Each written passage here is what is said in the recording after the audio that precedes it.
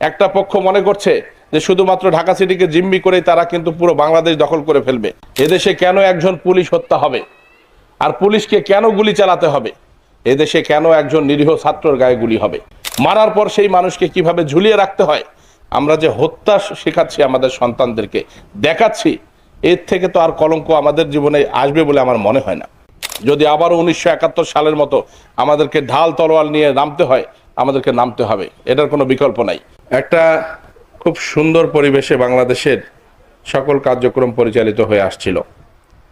মাঝখানে কিছু ঘটনাকে আমাদের সত্যিকার অর্থেই হৃদয়ে রক্তক্ষরণ হচ্ছে। আজকে আমাদের যারা বিশেষ করে কোঠা আন্দোলন থেকে শুরু করে এই দেশের শান্তি রক্ষা করবার জন্য হতাহত হয়েছে, তাদের জন্য জাতীয় শোক দিবস ঘোষণা করা হয়েছে। কালো ব্যাজ ধারণ করেছি আমরা। আজকের এই মঞ্চ থেকে আমি সকল, বিশেষ করে যারা